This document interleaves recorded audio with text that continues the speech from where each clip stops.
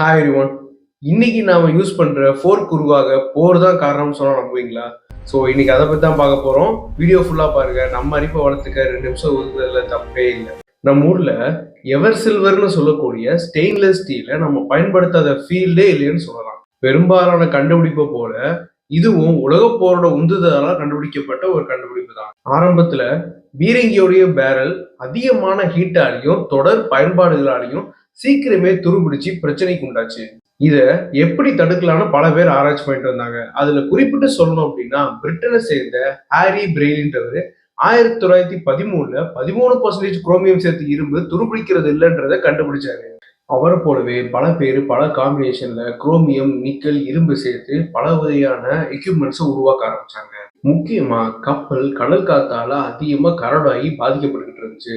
இந்த stainless steel கண்டுபிடிப்பால கப்பலோட கட்டுமானம் ரொம்ப பாதுகாப்பாகவும் ரொம்பவும் ஸ்ட்ராங்காகவும் மாற ஆரம்பிச்சது. இதனால கப்பல் போக்குவரத்துன்றது அதிகமாக ஆரம்பிச்சது. சரி, இது எப்படி வேலை செய்யுதுன்னா, ஜென்ரலா இரும்பு துருபிடிக்கிறதுன்றது இரும்பு காத்தோட கான்டாக்ட்ல இருக்கும்போது காத்துல இருக்கக்கூடிய ஆக்சிஜன் கூடயும் வாட்டர் மாலிகுல்ஸ் கூடயும் ரியாக்ட் ஆகி அது இரும்பு மேல ஹைட்ரேட்டட் ஃபெரிக் ஆக்சைடுன்னு சொல்லக்கூடிய ஒரு லேயரை உண்டு பண்ணும். ஆனா இரும்பு கூட குரோமியம் ஆட் பண்ணும்போது இரும்பை விட குரோமியம் ஆக்சிஜன் கூட சீக்கிரமா ரியாக்ட் ஆகி குரோமியம் ஆக்சைடுன்னு ஒரு லேயரை உண்டு பண்ணும்.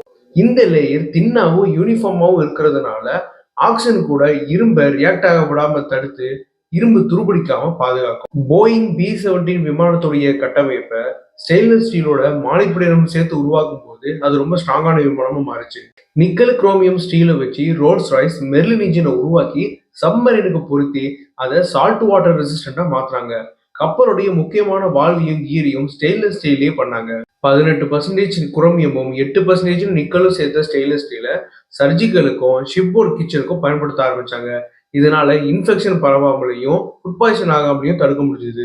அதுக்கப்புறம் ஜெட் இன்ஜின், ராக்கெட் இன்ஜின் செய்ய நியூக்ளியர் ரியாக்டர்ல ஸ்டெயின்லெஸ் ஸ்டீலை பயன்படுத்துறது மூலமா டெக்னாலஜி அடுத்த கட்டத்துக்கு போச்சு. இந்த வீடியோ பிடிச்சிருந்தா லைக் பண்ணுங்க, உங்க கருத்துக்களை கமெண்ட் பண்ணுங்க, ஃப்ரெண்ட்ஸ் அண்ட் ஃபேமிலிக்கு இந்த வீடியோவை ஷேர் பண்ணுங்க.